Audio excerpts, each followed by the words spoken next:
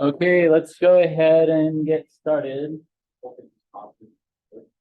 Okay, so the big topic of today is structural modeling. I mean, there'll be some like subtopics, but again, the focus is what's called structural modeling. And in order to finish lab 2, you need to know how to do this. Also, for all the other labs this quarter, so this is lab 2 this week, but 3, 4, 5, 6. I think 6 is the last one before the final project. But all the labs from here on out, and also your final project, are also structural models. And then in CPE133, when you make that microprocessor, that's also a structural model. Okay, so it's structural models from here on out. So it is a very important topic. So you can see the agenda. Before we start talking about structural modeling, I do want to go over the half adder and full adder, and again, just briefly review multi-bit addition. So remember, we talked about the half adder last time. So how many inputs does the half adder have? 2 inputs, right? I'll label mine A and B. Hopefully you were more descriptive, like maybe you had A underscore A and H underscore B. How many outputs does the half adder have? 2. One of them we label S for sum, the other one we label C for carry. So the truth table for the half adder, if you remember, right? Again, truth tables, inputs on the left side, outputs on the right side. So since we have 2 inputs, how many combinations? 4. In binary order. And then do you remember what logic function we get for the C output? What kind of gate? Because when was C equal to a 1? It was only equal to a 1 when both inputs were equal. So what kind of gate is that? Right. So there was an AND function for the C output. How about for the S output? What kind of function did we have? Logic function. When was S equal to a 1? Right, when the inputs were opposite. So what kind of logic function do we call that? Right, exclusive one. Okay, so everybody remember that? Vaguely. All right, then the full adder. How many inputs does the full adder have? 3. I call A, B, and then the third one is usually CI for carry.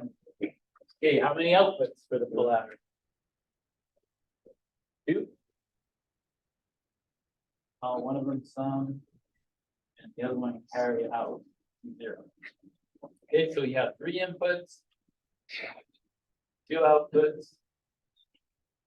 Okay, so 3 inputs that are binary. So how many possible combinations of inputs can we have? 8.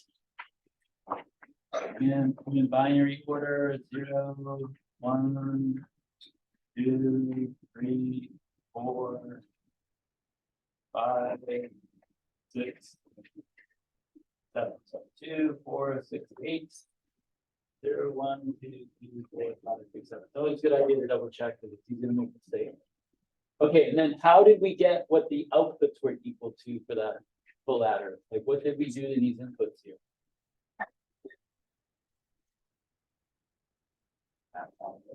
Yeah, you just added those bits together, right? So if you add 3 bits that are all equal to 0, you get a 0 result. Any row where you just have a single bit, the answer is going to be 1, 0, 1, 0, 1, 1. Any row where 2 bits are equal to 1, the result is going to be 1, 0, which is binary 2. And then for this last row, when all bits are 1, the result is 1, 1, right? Because that's binary 3. Okay. So, any questions About the half adder, the full adder? Now, how many people were able to last class, or not necessarily last class, but how many people were able to prior to now, prior to the beginning of today, were able to successfully simulate the half adder and the full adder? Oh, okay, good, good. Actually, I think there's more people that were successful than my 12 to 3, but less than my 8 to 11, because almost everybody in my 8 to 11 was able to do it. And there's 32 students in that class, so. But that's good. It was most of you, so that's good. All right. Another thing we talked about last time was how multiple bit binary addition is done. And remember, we discussed that manually when you add multiple bit binary numbers, you do it in the same fashion as multi-digit base 10, right? You go column by column, starting with the least significant column. So when we add these two, we start here at the least significant bit, right? So 0 plus 1 is just 1. 1 plus 1 is 0 with the carry of 1. And when you add 3 ones, it's 1 with the carry of 1. 1 plus 0 is 1. And then you don't have a carry. Okay. So like we did last time, you can double check by converting these to base 10. So this is 6 in base 10, this is 7 in base 10, and the result here, 1101. Well, that's the binary for 13 in base 10. Okay. So the same way that we manually add multiple bit binary numbers is how the hardware does it. Okay. The hardware needed to add these 4-bit binary numbers is you got an adder for this column, an adder for this column, an adder for this column, and an adder for this column. So the RCA, the ripple carry adder that does this multi-bit binary addition, well, for 4 bits, that RCA is going to have 4 adders. And we're going to use a half adder for the least significant bit addition. And then we're going to use full adders for these other 3 columns. And why is it that I can use a half adder for this least significant bit column?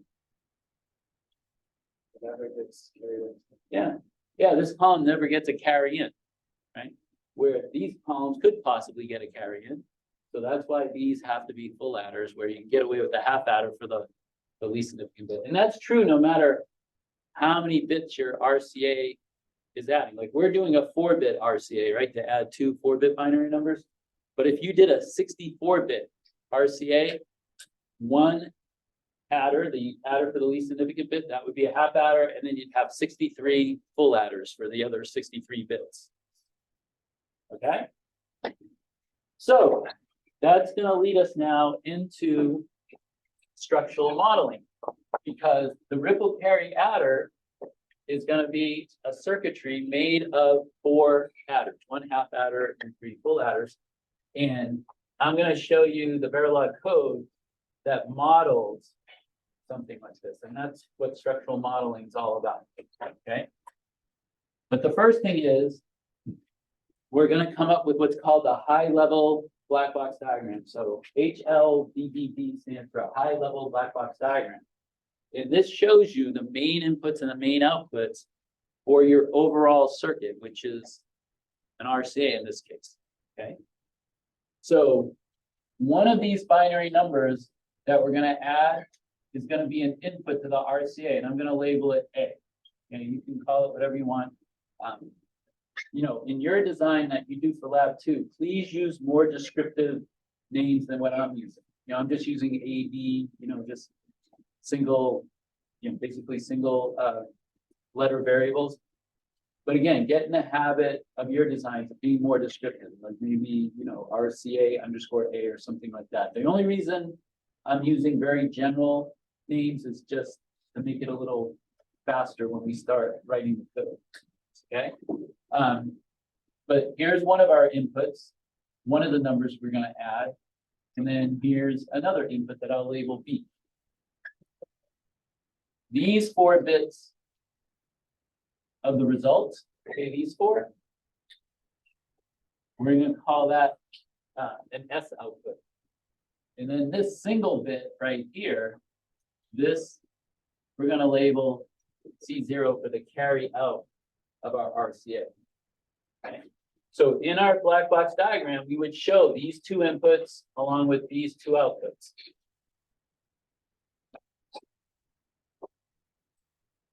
Okay, now this is something I mentioned in a class, I think it was the first week, and I didn't spend any time on it, so you might have missed it.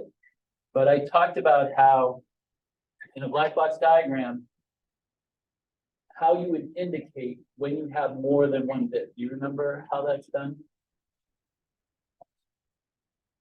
Yeah, slash the number of. Right, there's a slash with the number. So see, A is a 4-bit input and B is a 4-bit input. So the way I show that in the diagram is with the /4/4. Okay, so here's the first example, because you haven't had an input yet with more than one bit. So here's the first case of an input with more than one bit. It has 4 bits. Okay, and then on the output side, okay, we have S and C0, and we put a /4 for S, right? Because this output is 4 bits. Okay, the C0, our carryout is just a single bit, so you don't put any slash, right? Just like you've been doing, like with the half adder and the full adder, those are all single bit. Well, this is single bit.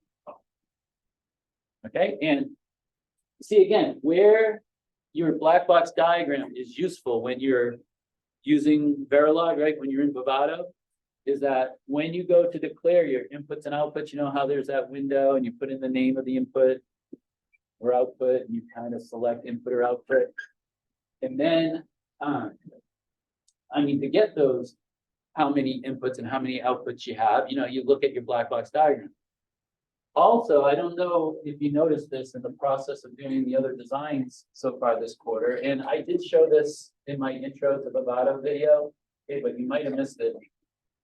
In that window where you declare your inputs and outputs in Vivado, there's a little box, like a checkbox, and next to the box, there's this word bus. Well, in the digital world, bus means a multi-bit input or a multi-bit output. So in Vivado, when you give an input or an output a name, if you check this box, there'll be another window that has like a pull down window comes up, and you can select the number that you're going to assign the most significant bit of that multi-bit input or output, and also the least significant bit number. So for example, you could choose 3 for the most significant bit number, and then there's like a semicolon, and then you could choose 0 for the least significant bit number. So if you have your least significant bit as bit 0 and your most significant bit as bit 3, that means that this bus is 4 bits, right? Because you have 0, 1, 2, 3, which is 4 bits. Okay, and that's what we want in this case, right? Because we have 4-bit numbers here, and you see the reason why the least significant bit, by convention, the reason why the least significant bit is called the 0th bit is because this is the 2 to the 0 column, right? So the power is 0, right? This is 2 to the 1, 2 to the 2, 2 to the 3, like we talked about when we talked about base 2 numbers.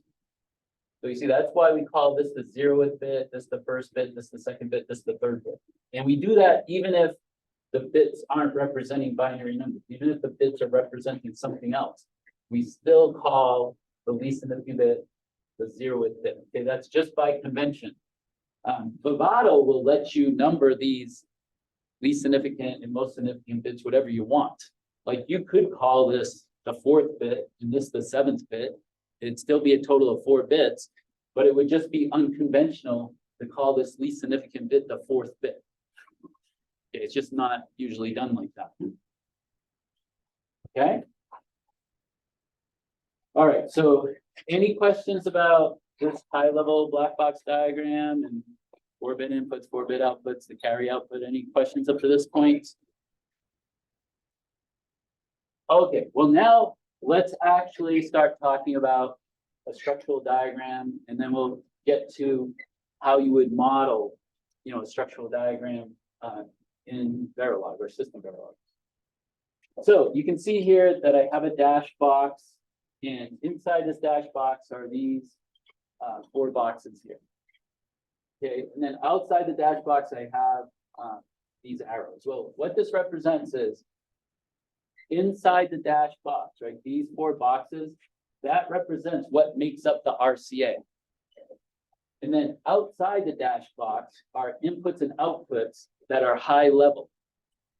Okay, so this here is our high level A input, right? One of the numbers that we're going to add, one of the 4-bit numbers we're going to add with the RCA. And then this is the B input.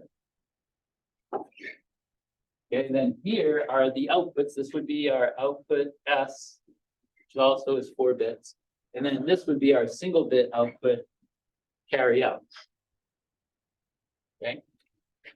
Now, inside the RCA, that's where we have our adders, right? Because as I said earlier, it's going to take 4 adders to add these 2 4-bit binary numbers. And again, we're going to use a half adder for the least significant bit, the 0th bit.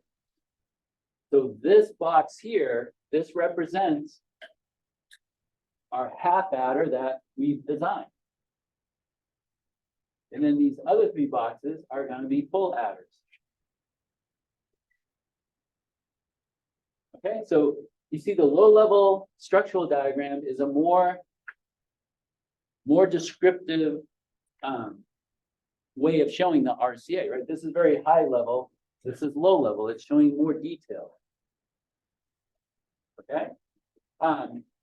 Now, whatever you called your inputs and outputs, you know, if you call them A, B, S, and C, and again, I hope you were more descriptive, but if you named them like I have up on the board over at the left there, that's what you would also put in this diagram. You know, this is our A input of the half adder. This is our B input of the half adder. This is our S output of the half adder. This is our C output of the half adder. Right? We do that also for the full adder. Right? A, B inputs. This would be the CI input. S output of the half adder. C out. And then same thing over here.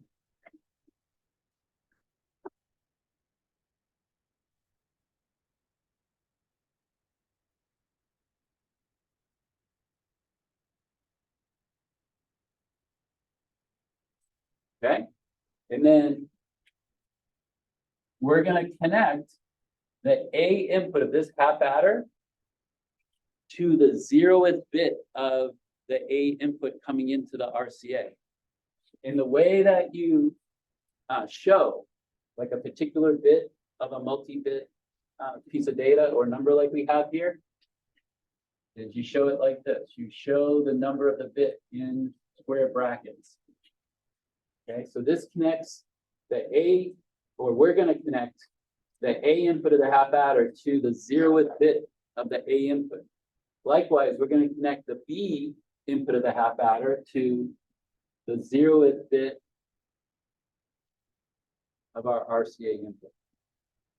Okay, and then this S output of the half adder, that's going to connect to the 0th bit of the sum results.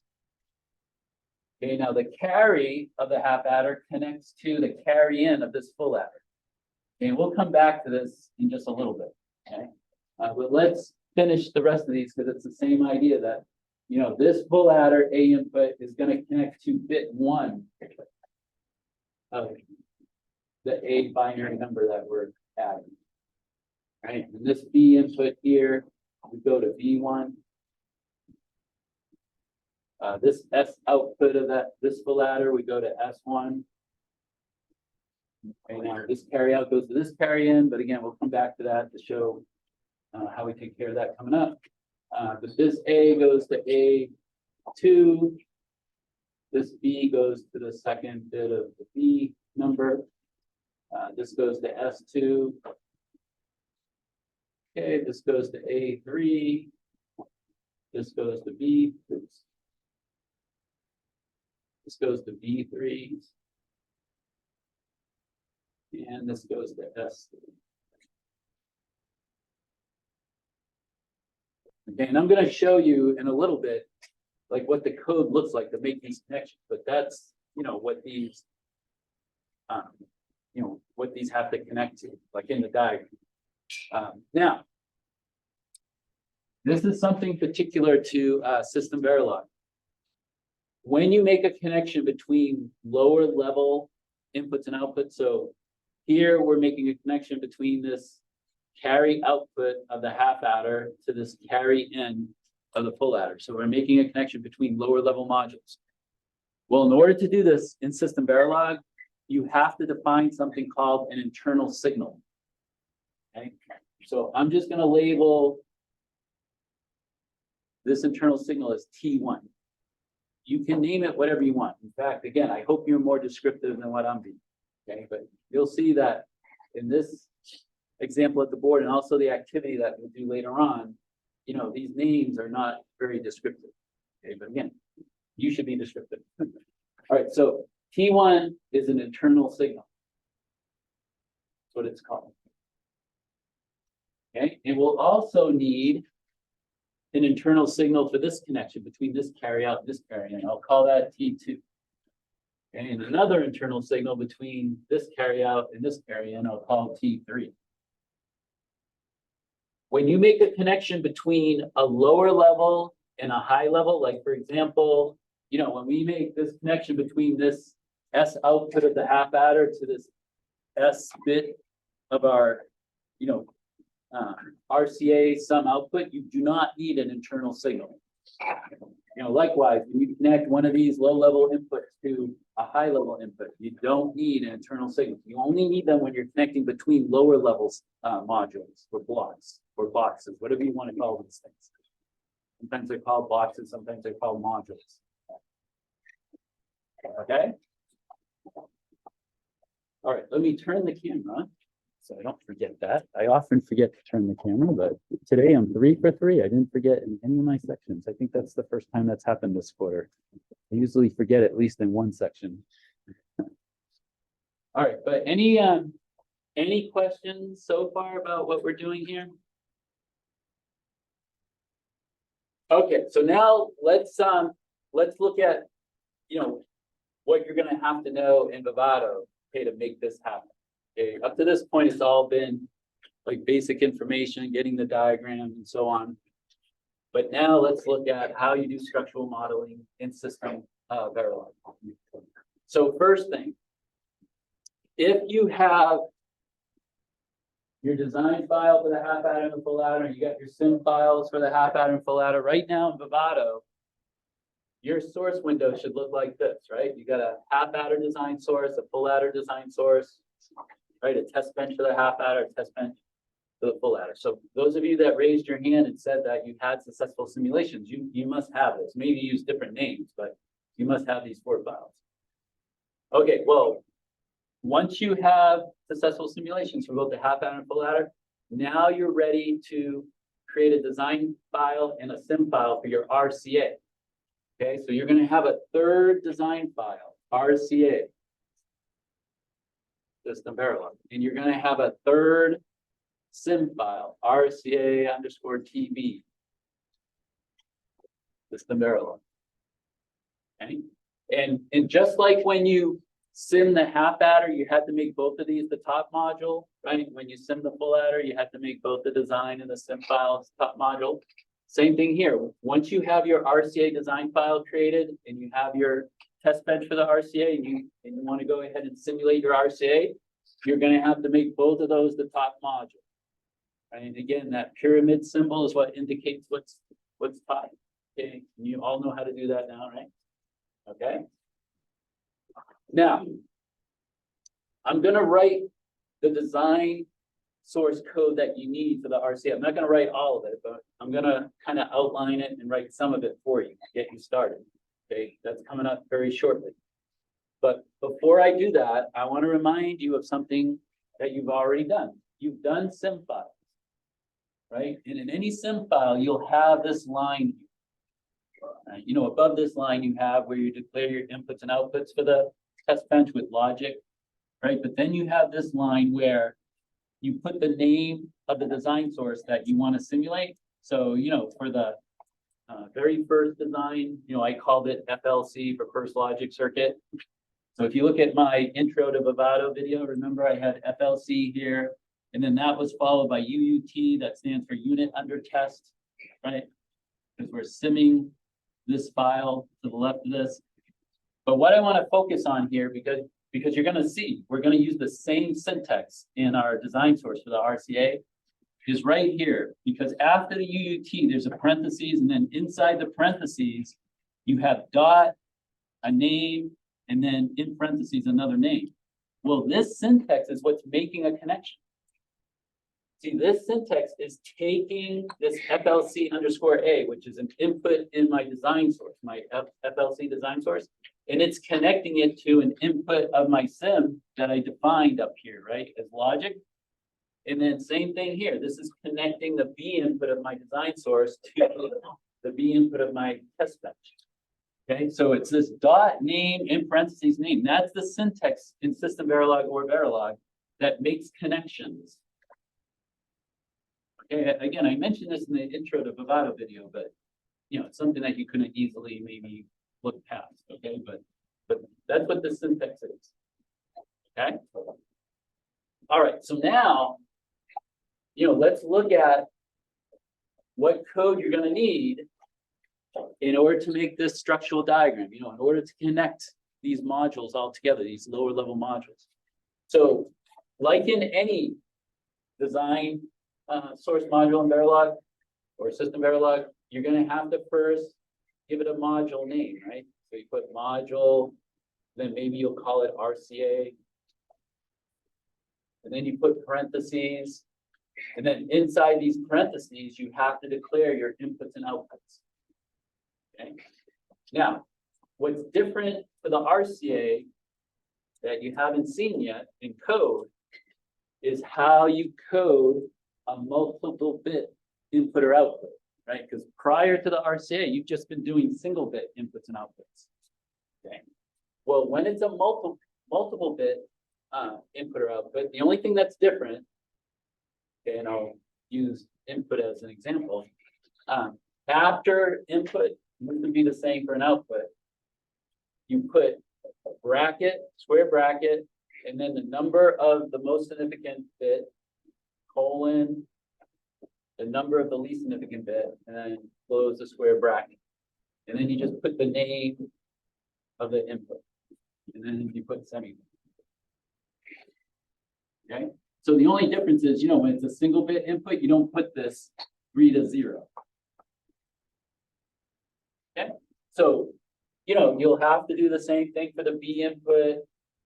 You know, you got the S output that's also 4 bits, so you have to have like output 3 to 0 within square brackets. And then your C0, well, that's just a single bit.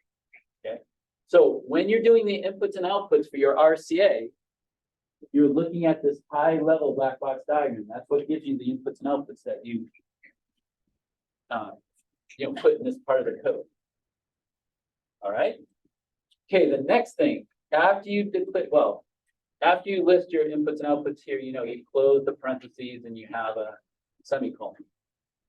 Okay, the next thing is you declare these internal signals. Okay, T1, T2, T3, you have to declare them. And the way you declare them is with what's called logic. Okay, so you'll type logic,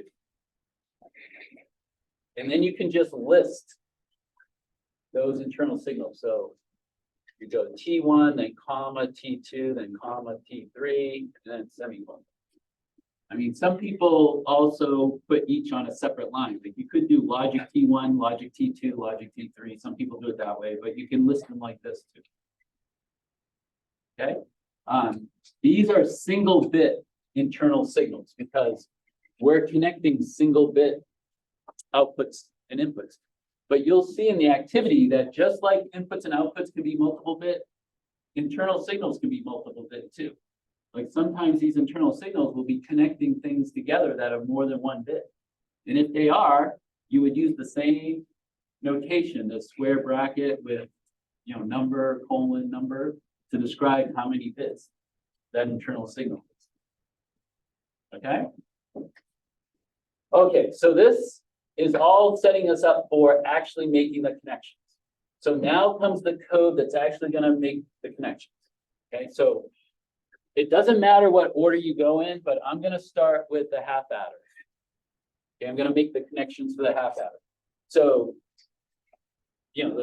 somewhere below where you declare these internal signals in. You've all seen this, I would assume, right? That in Verilog or system Verilog, 2 slashes, that means a comment. Okay, so these are your internal signals. Make a comment here. All right, so after the internal signals comes the code that makes the connection. And if I'm starting with the half adder, the first thing I would put is the name of the half adder file. All right, so this is a file name. Okay, this has to match what you named your half adder. So, if you named your half adder something else, that's what you would put here, whatever you call it. Okay. Okay, after the file name comes what's called a label. A label can be anything. I made my label HA0. Okay, but I could have called it anything. I could have called it Ralph if I wanted, whatever. Okay, but this has to be the file name. All right, so now after the label, you put a parentheses, and now you're using this same syntax that you used in your sim file to make connections. So if I want to make the connection from A input of the half adder to the 0th bit of my A input, I would do it like this. I go dot A, okay, because whatever you put after the dot, it's going to take that name of the half adder of this file. See, whatever you put there, it associates with this file. And then after the dot A, in parentheses, I put what I want to connect A to. I want to connect it to the 0th bit of the A input. So inside the parentheses here, after the dot A, I would put A0. Okay, so you see that's going to take this A input of the half adder and connect it to the 0th bit of the A input. So any questions on that? So if you understood that, it's just repetitive because now I put a comma and I do my next connection. I'm going to connect B to B0. So that's going to be dot B, and then in parentheses, B and 0 within square brackets. Okay, and then another comma, and let's do S next. It's going to be dot S, and then in parentheses, S0. Okay, now here's where it gets a little bit different. Okay, we took care of A, took care of B, took care of S. Okay, now this C output of our half adder, it connects to C into the full adder. But as I said earlier, when you're connecting lower level inputs and outputs, you can't do it directly. So you can't do dot C in parentheses CI. Okay, that won't work in system Verilog. So you have to go through the internal signal. So what we'll do is first here, we're going to connect dot C of the half adder, so output C, to the internal signal T1. We have parentheses here and then a semicolon. So you see this here just connects this the output to T1. It hasn't finished the connection yet. Okay, you're going to see that it takes another piece of code to make the entire connection. All right, so any questions on this line?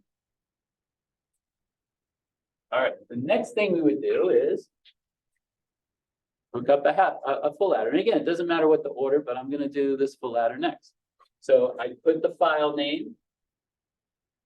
Let's say my file name for the full adder is FA. Then I put a label. Again, the label could be anything. I call this FA1 since it's the full adder for the number 1 bit. And now I'm just doing the same sort of thing. Okay, it's going to be dot A. And I'm connecting that to the number 1 bit of my A input. And then this is going to be dot B, and I'm connecting it to the number one input of the B input. Okay, we'll do S next. Dot F. And again, the order that I'm doing these connections, like going A, B, S. Again, it doesn't matter. Like I could do S first, then B, then A. The order of connection within a line doesn't matter. Okay, there's no order, doesn't matter. So let's see, this would be dot S to the first bit of the S output. Okay, so now I would connect CI of this full adder to T1.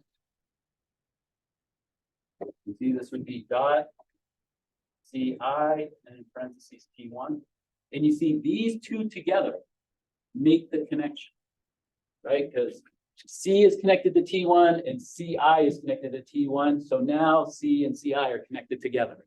See, that's what we mean by connected through the internal signal. And again, the reason why it's done that way is just a particular of system Verilog. Okay, I really don't know the technical reason, but obviously there's some reason behind it. All right, but we still need to connect this carry out of the full adder. So this carry out would just connect to internal signal T2. But have a dot C out T2. Then I close these parentheses and put a semicolon. I'm running into my test cases. I have a question. That's in the half adder also see output. Where are you pointing? The local diagram that see in the half adder. It's like just a regular. Well, it's the carry out of the half adder. I just didn't name it C0. Now, if you named it C0, you'd have to put C0, here. All right, yeah, it's whatever you named it. It has to match. So, if you labeled this something else in a half adder, then you're going to use that same, whatever you called it here. Yeah. Yeah, if you've got something named differently in where you're making these connections in your structural model, then, when you go to run it, when you go to simulate it, you're going to get some sort of error that says, it can't find a certain input or output. And then if you run a simulation with it, you'll get either red or blue. You won't get green. Now, here's one thing that people often make a mistake on, and that's, see, we've got 3 full adders, right? Because we need a full adder for each of these columns except for the least significant one, like we said earlier. But you only need 1 full adder design source. A common mistake is people will think, oh, I've got 3 full adders here, so I got to create 2 more full adder design sources. But no, that's not how it works. The software is going to use this 1 full adder design source multiple times. Okay, because you'll put another line here, FA, maybe you call it label FA2, you'll have to fill that out. And then you'll have another line, FA, maybe you call it FA3, and then you got to fill that out with the connections. Okay, so there's only 1 full adder design source. It's just in this code, you're using it multiple times. You're going to use it 3 times. Okay. All right, but that's what your RCA design source is going to look like. So you just got to fill in what I didn't do here. But if you understood what I did put, then you shouldn't have, I wouldn't think you'd have much difficulty, finishing. Now, this is your design source, right? You're also going to need a SIM file for the RCA. The SIM file for the RCA is the same format as all the other SIM files you've done. In fact, what I like to do is once I have a good SIM file, instead of creating another SIM file from scratch, I'll just copy paste the SIM file I know that works because I know the format's right, and then I just edit it to what I need for that particular design. Now, one thing that's different, in fact, this is the only thing really that's different in the SIM file when you have multiple bit inputs and outputs, is that where you define, above this line here, you define your inputs and outputs for the SIM file, the test bench with logic. Well, you'll have to define those multiple bit inputs and outputs as, 3 to 0, like maybe you do this, you go 3 to 0, and then, like A underscore test bench. Okay, so the only thing that's different in the sim file is, again, where you have a multiple bit input or output, you're gonna have to tell it it's multiple bit with this notation, just like you did in the design source. Actually, I'm pointing at the wrong thing, but just like you did in the design source right here. Okay. Let's see. Now, I have the test cases here for lab 2. I'm going to talk about those, but I first want to talk about the activity. To talk about the activity, I'm going to pull the screen down. So before I pull the screen down, any questions on anything I did here? No questions? You're good? Okay, so let's look at the activity. But the activity is just some practice with this structural modeling. It's on Canvas. Both the problems to do and the answers to the activity are both on Canvas. So posting them.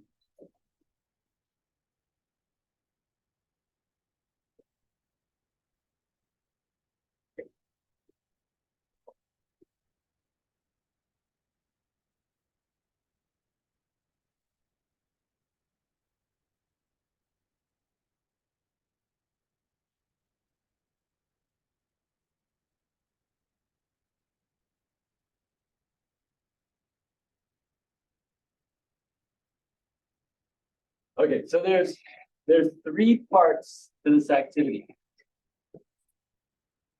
You're given 3 structural models. Okay, so you see here this module is called sort, this one's called pizza, and then there's one called fruit. So in class right now, I went from a structural diagram to the code. Here you're going the other direction. We're giving you the code and we want you to draw the diagram. Okay. Now, for all the activities other than this one, like I said before, I want each student to do their own thing, right? Do all the problems themselves, and then you just pass one into the table. But for this activity, I'm going to make an exception where if you want, you can split this up. You can have like one person do this module, right? Write the diagram for this module, have another person at your table do this one, have another person do this one. Okay, I'm not insisting that every student do all 3 of these, because my feeling is if you understand one, it's just repetitive. It's the same thing for the other 2. So you can do that if you want. Now, if you do one of these and you're still, not confident with it, by all means, do more than one. Okay, but each student doesn't have to do all 3 if you feel as though, you've got it after one. Okay, but you still pass in all 3 per table. Okay, so that understood?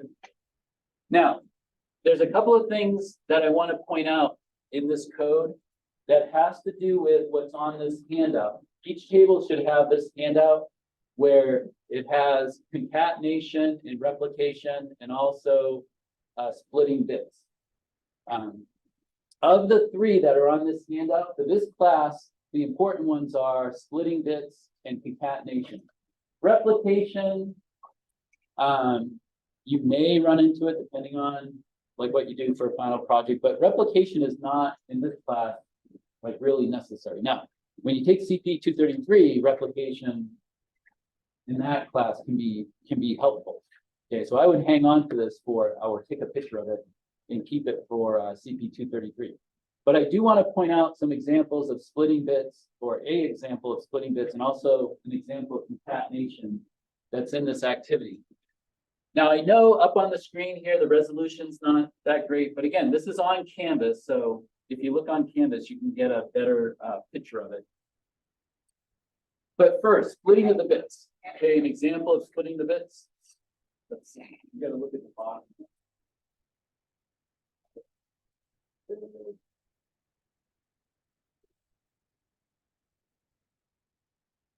Okay, if we look at this bottom module here, the fruit module, look, these internal signals right here, this T1 and T3, they're declared as 3-bit internal signals. See the 2:0? Okay, so 3 bits. So like I mentioned before, these internal signals can be multiple bits, just like inputs and outputs can. So T1 is declared as a 3-bit internal signal. But if you look at this line of code that's making connections for this Apple module, well, right here, and I'll write it on the board, since it's kind of hard to see on the screen there, but this connection right here, it has .b. Okay, so it's taking, B of this Apple module. Now, when you do this activity, you don't have to know whether something's an input or output, okay? Because the purpose of this activity is just to give you practice with this code making connections. I mean, the only way to tell whether B is an input or an output is if we had the code for this module Apple, right? But we don't have that code. So, you don't know for certain whether B is an output or input, but for the purposes of this activity, it doesn't matter, okay? It doesn't matter whether it's an input or output. But after the B, we have the parentheses, and then there's T1, and then there's, in square brackets, 1:0, and it closes the parentheses. So you see, this is an example of splitting the bits because T1 is defined as 3 bits, right? 2 to 0. But when we make this connection of B to T1, we're only using 2 of the 3 bits of T1. See, 1 to 0 means we're not using bit number 2 when we make this connection, okay? So, that happens in designs where you may have something that's multiple bits, but you don't necessarily use all those bits sometimes. And sometimes you do, and sometimes you don't. And when you're splitting the bits like this, you're not using all the bits that are available. Okay, so that's what's meant by splitting the bits. Okay, now concatenation. Let's see, an example of that is right here in this module pizza. So again, I know that's hard to see, so we write it out over here. It's .h, and then in parentheses, there's braces. Okay, the braces are the squiggly parentheses, if you will. And then inside the braces, we have 1, then comma, what is it, T2, okay, T2, and then it has the braces, and then the parentheses. Okay, so, make this better here. Now, if you look at the code, T2, oops, we're looking at the wrong one, we're up here. T2 is 2 bits. See right here, T2, and it's defined 1 to 0, so 2 bits. And that T2 is within braces, and then on the other side of this comma is a 1. So when you see these braces, what that signifies is that concatenation is being done. And what concatenation means is that you're joining 2 things together. So what this is doing is it's taking the 2 bits of T2 and it's joining it with a 3rd bit that's equal to 1. So together, this would be 3 bits, where the furthest to the left bit is a 1, and then these 2 bits are equal to whatever, bit 1 and bit 0 for T2 are equal to at that particular time, okay? And you see, so this would add a bit to the left of T2. You can also reverse this, like I could have T2 comma 1, and that would put the 1 to the right of the 2 bits of T2. You can also concatenate zeros instead of ones. I could have a 0 here instead of a 1. That would put a 0 to the left of the 2 bits of T2. Okay, so concatenation just means you're joining bits together.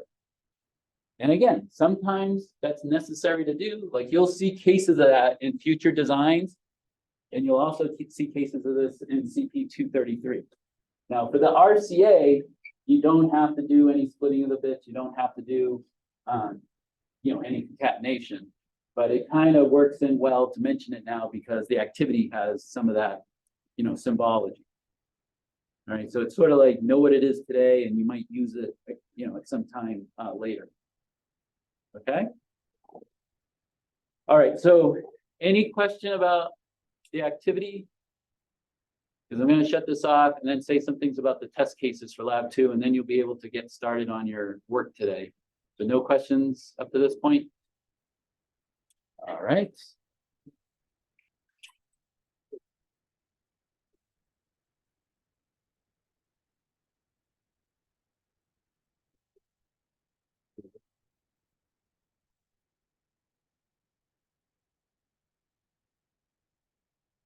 Okay, so if you did your simulation for the half adder, right, there's these 4 test cases.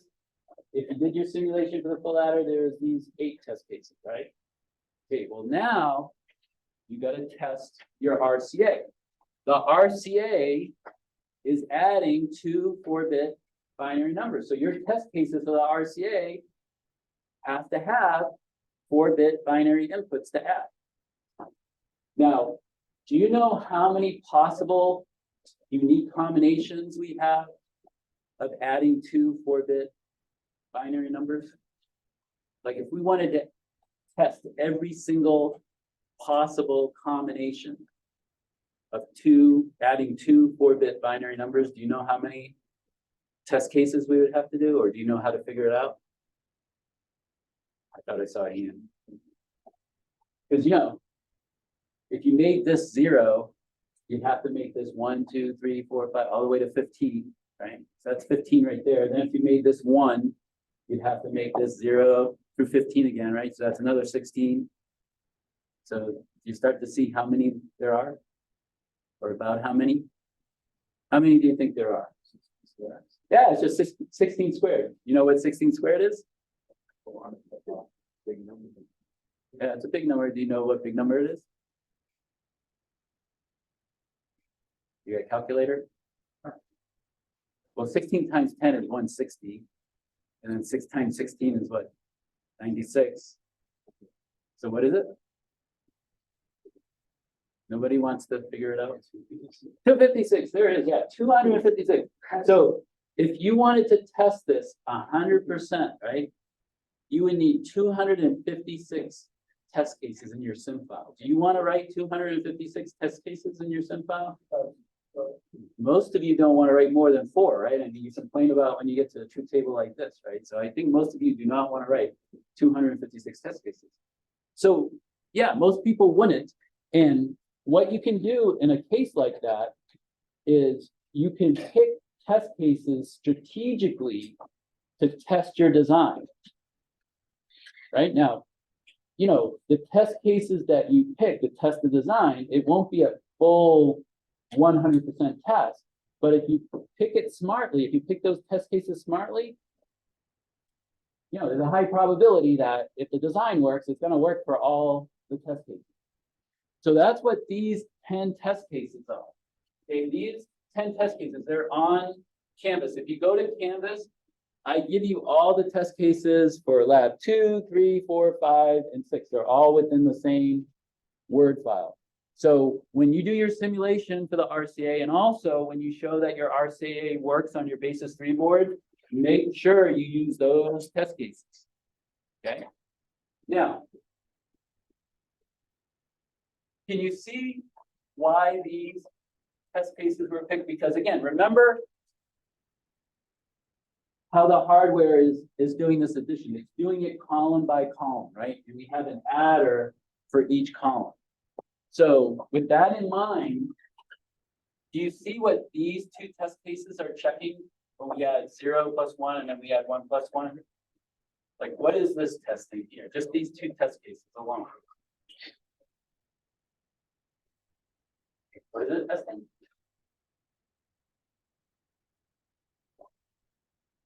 What is doing this addition of this column? The half adder, right? This is testing the half adder because this will give you a 1 without a carry. This will give you a 0 with a carry, right? So those 2 together, that's testing your half adder. How about these 2?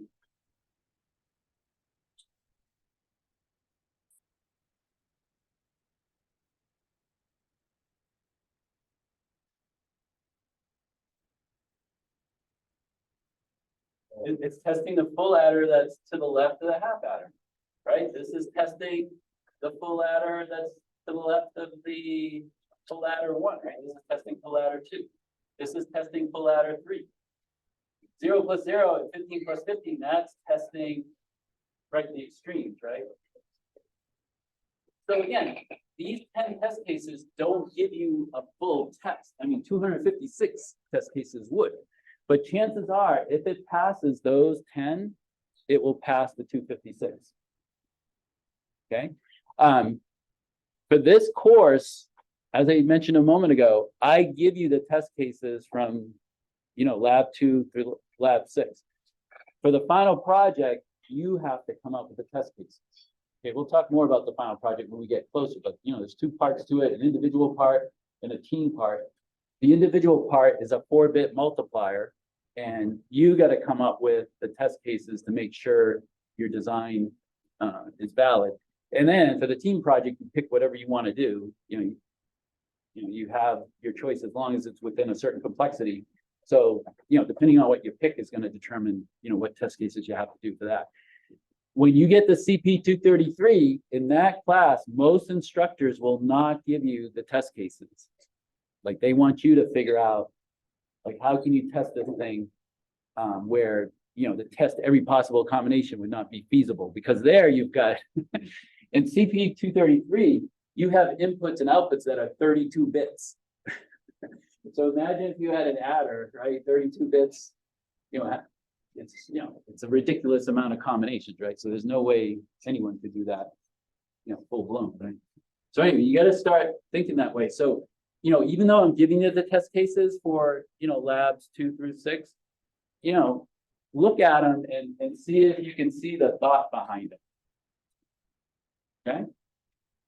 All right, let's see. Is there anything else? Oh, one other thing is in your sim file, when you put these test cases, because your inputs now are 4 bits instead of just 1 bit, where you put your test cases, one way to put your values, those 4-bit values, is to do 4, then tick mark B, and then you put the binary value.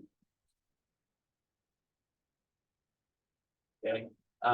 You can also use a different base, like you can use B for, binary, but you could put like, let's see, you could put like 1 tick mark D for decimal and then put the decimal. Okay, some people do that. You can even do hex, but I like to do the binary for this particular one just because, again, when I see it in binary, I can see what's being tested. That's just me. All right, so any other questions? Because with this information, you should be able to do the activity. And then after the activity, just like before, start into the lab. So you should be able to finish lab 2. Now, I just want to remind people, because there was a student in my 8 to 11 today that left class before his table was done with the activity. So remember, if you're not here for the entire activity, you don't get credit. Okay, so if you're going to leave, once the lab starts, if you're going to leave to do the lab somewhere else, make sure your table has already passed in their activity. In fact, what I would recommend, if you're the person that's going to leave, be the person that turns it in, right? Because then you know for sure it was turned in before you left. Okay, so that's just a reminder. Okay, but any questions before you get started? Blake is going to be here in about 15 minutes to help out also. Okay, no questions? All right, well, if questions come up, please ask.